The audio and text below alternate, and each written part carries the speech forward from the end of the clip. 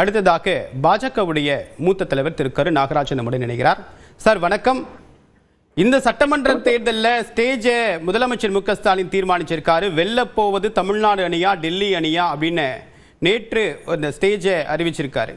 So Delhi அணி அப்படின்னு யாரை குறிப்பிடுறாரு? வழக்கமாக மக்களவை தேர்தலில் தான் மோடியா ஸ்டாலினா அப்படின்ற கேள்வி எழும். இந்த மாதிரி டெல்லியை சட்டமன்ற தேர்தலில் முன்னிறுத்திருக்காரு. இதை நீங்க எப்படி பாக்குறீங்க? நிச்சயமாக தமிழகத்துல அண்ணா திராவிட முன்னேற்ற கழகம் பாஜக கூட்டணிங்கிறது தான் இங்க தேசிய ஜனநாயக கூட்டணியா இருந்தாலும் முன்னாள் முதல்வர் எடப்பாடி பழனிசாமி அவர்கள் மீண்டும் முதல்வராகிற ஒரு தேர்தல் இது தமிழ்நாடு அணி டெல்லி அணி என்று சொல்ல முடியாது. திமுக அணி அதிமுக அணி தான் என்று சொல்ல முடியும். பாஜகவை முன்னிறுத்தியே இவர்கள் பிரச்சாரம் அமைவது ஆச்சரியமான ஒன்று. ஏனென்றால் இங்கே இருக்கிற பிரதான எதிர்கட்சி தலைவரான அவருடைய தலைமையிலே அமைந்திருக்கிற கூட்டணியை முற்றிலுமே அவர் மறைக்க புறக்கணிக்க திட்டமிடுவது ஏன் என்று தெரியவில்லை. தமிழ்நாடு அணி டெல்லி அணி எல்லாமே இந்திய அணிகள் தான். தமிழ்நாடும் இந்தியாவில தான் இருக்கிறது. தமிழ்நாடா டெல்லியா என்று கேட்பது என்னன்றது புரியவில்லை. டெல்லியில பாஜக ஆட்சி இருக்கலாம், ஆனா பாஜக என்பது மத்திய ஆட்சி. இந்தியாவில் இருக்கிற எல்லா மாநிலங்களுக்கும் பொதுவான ஆட்சி தான் பாஜக ஆட்சியாக இருக்க முடியும், பாஜக ஆதரவு பெற்ற ஆட்சியாக இருக்க முடியும். இதுல டெல்லி அணி தமிழ்நாடு அணிக்கு என்ன வேலை இருக்கிறது என்று தெரியவில்லை.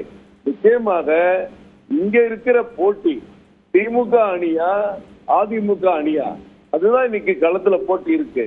ஏற்கனவே முதல்வர்கள் சொல்லியிருக்காங்க, இந்த தேர்தலுடைய போட்டி திமுகவிற்கும் அதிமுக அணிக்கும் தான், திமுக அணிக்கும் அதிமுக அணிக்கும் தான் பலமுறை சொல்லியிருக்காங்க. ஆனா இப்ப லேசா அதை திசை திருப்பி வெளியேறுவது டெல்லி அணியா தமிழ்நாடு அணியா என்பது பேசுவது அது ஒரு போல் தெரிகிறது. ஏதோ டெல்லிக்கும் நமக்கும் சம்பந்தம் இல்லை, மத்திய அரசுக்கும் நமக்கு சம்பந்தம் இல்லை. மத்திய அரசு ஆதரவான ஒரு ஆட்சி தமிழகத்தில் அமையுமானால் ஒரு மிகப்பெரிய நல்ல விஷயங்கள் தமிழ்நாட்டு மக்களுக்கு கிடைக்கும் என்பது நிச்சயமான உண்மை. இந்த 11 மருத்துவக் கல்லூரிகளை கடந்த ஆட்சியில பெற்று தந்த எடப்பாடி பழனிசாமி அவர்கள், அண்ணன் வருங்கால முதல்வர் அவர்கள், இந்த ஆட்சியில ஒரு மருத்துவக் கல்லூரியாவது நாம் பெற்றிருக்கிறோமா? இதே மதுரையில எய்ம்ஸ் மருத்துவக் கல்லூரி தாமதத்துக்கான காரணம் அதனுடைய மறு மதிப்பீடு, 3 ஆண்டுகள் கொரோனா காலத்தினுடைய பிரச்சனை, ஜெய்கா ஜப்பான் நிறுவனத்தினுடைய கடன் கொடுக்கிற அந்த பிரச்சனை, எந்த இடத்தை தேர்வு செய்வது என்று நமக்குள் இருந்த பிரச்சனை, இதையெல்லாம் தாண்டி இன்றைக்கு எய்ம்ஸ் உருவாகி இருக்கிறது. கடந்த 10 ஆண்டு கால திமுக காங்கிரஸ் கூட்டணி ஆட்சியிலே எய்ம்ஸ் போன்ற ஒரு மருத்துவமனையை நாம் சிந்தித்து கனவு கூட கண்டதில்லை. ஆனால் இன்றைக்கு அது திறப்பு விழாவுக்கு தயாராகி கொண்டிருக்கிறது. முதலமைச்சர் எந்த உதவியும் ஒத்துழைப்பும் அங்கே செய்யவில்லை. அதை குறைபாடாகவே வைத்திருக்க வேண்டும். அந்த மருத்துவமனை திறக்கப்படக்கூடாது என்பதுதான் இவருடைய கருத்தாக இருக்கிறது. இன்றைக்கு விஸ்வகர்மா என்ற ஒரு திட்டம், அந்த விஸ்வகர்மா என்றவுடன் இவர்கள் ஒரு ஜாதிய நோக்கத்தில் அதை பார்க்க ஆரம்பித்து விட்டார்கள். கைவினை கலைஞர்களுக்கு அது எல்லா வேலைகளும், பூக்கட்டுகிற சகோதரியாக இருந்தாலும் சரி, ஒரு மாவரைக்கிற எந்திரத்திலே பணியாற்றுகிற சகோதரியா இருந்தாலும் சரி, ஒரு கைத்தொழில் செய்கிற எந்த தொழில் செய்கிற மக்களுக்கும் 1 லட்சம் ரூபாய் வட்டியில்லா கடன் கொடுப்பதற்கு மத்திய அரசு ஒரு திட்டம் கொண்டு வந்தது. ஆனால் அந்த திட்டத்தை ஏற்க மாட்டோம் என்று சொல்லி தமிழகத்தில் மட்டும் 7,34,000 பேர் பதிந்து வைத்திருந்தார்கள். ஆனால் அதை இவர் ஏற்றுக்கொள்ளவில்லை. அந்த திட்டம் இங்கே செயல்படுத்தப்படவில்லை. அதே போன்று தேசிய கல்விக் கொள்கை உட்பட பல்வேறு நல்ல திட்டங்களை மாநில அரசு ஏற்றுக்கொள்ளாமல் இருந்த சூழலால் பாதிக்கப்படுவது திமுக அரசு அல்ல, திமுக தலைவர்கள் அல்ல, தமிழக மக்கள் என்பதை நாம் நல்ல தெல்ல தெளிவாக புரிந்து கொள்ள வேண்டும். அப்படிப்பட்ட நிலையில இன்னைக்கு மத்தியிலே இருக்கிற ஒரு ஆட்சி இங்கே மாநிலத்திலே அதனுடைய கூட்டணி கட்சி ஆட்சி அமையும் போது நல்ல திட்டங்களை மேலும் மேலும் கேட்டு பெற முடியும், விரைவாக பெற முடியும். இப்பொழுதும் கடந்த 10 ஆண்டுகளில் 11 ஆண்டுகளில் 11,40,000 கோடிக்கான திட்டங்களை மத்திய அரசு கொடுத்திருக்கிறது.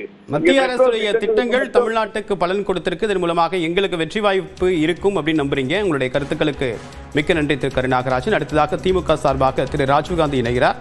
திரு ராஜீவ்காந்தி, தற்போது தமிழ்நாடு சட்டமன்ற தேர்தல் அப்படின்னாலே அது உள்ளூர் ஆட்டக்காரர்களால் ஆடுகளத்தில் தீர்மானிக்கப்படக்கூடிய வெற்றி தோல்வி. இப்ப டெல்லியில இருந்து பாஜகவை முன்னிறுத்தி இந்த ஆடுகளத்தில் பிரதான போட்டியாளராக நிறுத்துறதுக்கு வேற ஏதாவது காரணம் இருக்கா? ஏன் டெல்லி அணியை உள்ளூர் ஆடுகளத்தில் முன்னிறுத்துறீங்க? டெல்லி அணியை உள்ளூர் ஆடுகளத்தில் முன்னிறுத்தப்பட வேண்டிய தேவையோ இல்ல அரசியல் யுக்தியே எங்களுக்கு இல்லை. ஆனால் அவர்கள் தான் அதை முன்னிலைப்படுத்திக் கொண்டிருக்கிறார்கள். பெருமரியாதைக்குரிய இந்த நாட்டுடைய பிரதம அமைச்சர் நரேந்திர மோடி அவர்கள் பிரச்சாரத்துக்கு வந்தபோது கூட இரட்டை இன்ஜின் சர்க்கார் வேண்டுமா என்று கேட்கிறார். தமிழ்நாடு அரசு என்று அவர்களுக்கு தெரியும். தமிழ்நாட்டில் தன்னுடைய கூட்டணி கட்சியாக அடித்து மிரட்டி ஒட்ட வைத்திருக்கிற எடப்பாடி பழனிசாமியின் கட்சியின் பெயரில் பேரறிஞர் அண்ணா என்கிற பெயர் இருக்கிறது. பேரறிஞர் அண்ணா அவர்கள் மாநில சுயாட்சி குறித்து என்ன கருத்தை கொண்டிருந்தார், மாநில சுயாட்சி என்றால் என்ன என்பது கூட அவருக்கு உறுதியாக நாட்டு பிரதமருக்கு தெரிந்திருக்கும். நாங்கள் சொல்லுவது, இப்போது நடக்கிற தேர்தலில் எங்கள் கூட்டணி கட்சியுடைய பெயர் மதச்சார்பற்ற முற்போக்கு கூட்டணி. இந்தியாவுக்கென்று அரசியல் தேர்தல் வருகிற போது இந்தியாவில் 2 அரசாங்கங்கள் இருக்கிறது. ஒன்றிய அரசுக்கென்று தேர்தல் வருகிற போது அதில் ஒட்டுமொத்த இந்தியர்களை ஒருங்கிணைப்பதற்கு இந்தியா எங்கள் கூட்டணியை கட்டி பெரும் மரியாதைக்குரிய காங்கிரஸ் இயக்கத்திய தலைவர் ராகுல் காந்தி அவர்களை பிரதமர் வேட்பாளராக எமது தலைவர் அவர்கள் முன்னிலைப்படுத்தினார்கள். தமிழ்நாட்டுக்கென்று தேர்தல் வருகிற போது அந்த தேர்தலில் மதச்சார்பற்ற முற்போக்கு கூட்டணி என்று எங்கள் கொள்கை கூட்டணியாக தமிழ்நாட்டில் விளங்குகிற இந்த கூட்டணியுடைய தலைவராக எமது தலைவர் இருக்கிறார் அவர்கள். நீங்க டெல்லியை நாங்க திணிக்கதா நீங்க சொல்றீங்க. நீங்க கடந்த காலத்துல இல்லாத வரலாற்று இல்லாத அளவுக்கு தேசிய ஜனநாயக கூட்டணி அழைக்கப்படுகிற டெல்லி அணியில இந்த முறை பேச்சுவார்த்தை நடத்தியது யார்? எடப்பாடி பழனிசாமியா இல்ல பியூஷ் கோயலா? பாட்டாளி மக்கள் கட்சியோடு அன்புமணி அணியோடு பேச்சுவார்த்தை நடத்தியது யார்? எடப்பாடி பழனிசாமியா பியூஷ் கோயலா? இருக்கக்கூடிய தேசிய முற்போக்கு திராவிட கழகத்தோடு பேச்சுவார்த்தை நடத்தியது எடப்பாடியா இல்ல பியூஷ் கோயலா? ஜி.கே. வாசனோடு பேச்சுவார்த்தை நடத்தியது எடப்பாடி பழனிசாமியா இல்ல பியூஷ் கோயலா? டிடிவி தினகரனோடு பேச்சுவார்த்தை நடத்தியது பியூஷ் கோயலா இல்ல எடப்பாடியா? பியூஷ் கோயல் அவர்களுக்கு எடப்பாடிங்கிற ஊர் எங்க இருக்குன்னு தெரியுமா? பியூஷ் கோயல் அவர்களுக்கு தமிழ்நாட்டில் என்னென்ன விளைவுகள் என்று தெரியுமா? பியூஷ் கோயல் அவர்களுக்கு தமிழ்நாட்டில் என்னென்ன நதிகள் ஓடுகின்ற தெரியுமா? பியூஷ் கோயல் அவர்களுக்கு எங்க தமிழின் அருமையோ தமிழர்களுடைய தேவையோ தெரியுமா? அப்ப எப்படி அவர் தமிழ்நாட்டுடைய கூட்டணி தீர்மானிப்பார்? அதுதான் சொல்றோம், டெல்லி ஆதிக்கம் தொடங்கும் என்று சொல்கிறோம். இப்போது கூட்டணி கட்டுவதில் கூட டெல்லி ஆதிக்கம் வந்திருக்கிறது.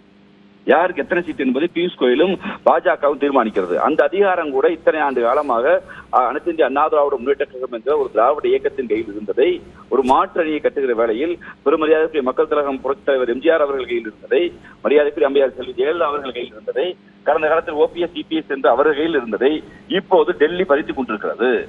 அதை நாங்கள் தான் செய்வோம்னு அமித்ஷாவும் பியூஷ் கோயலும் மோடி சொல்கிற போது, இனிமே நாங்க இல்ல டெல்லியிலிருந்து அதிகாரம் செலுத்த மாட்டாங்க, டெல்லியை நாங்க எதிராக நிப்பாட்ட மாட்டோம்னா நாங்க ஒன்றும் எடப்பாடி பழனிசாமி இல்லை. அடிமையாக கைகட்டி வேடிக்கை பார்த்து கொண்டிருப்பதற்கு எங்களுக்கு எது போனாலும் சரி, நாட்டின் மானம் போனாலும் சரி, மொழியுடைய தன்மை போனாலும் சரி, நாங்கள் கைகட்டி எங்களுடைய பதவி மட்டும் இருந்தால் போதும் என்று பார்த்துக் கொண்டிருப்பதற்கு நாங்கள் எடப்பாடி பழனிசாமி இல்லை.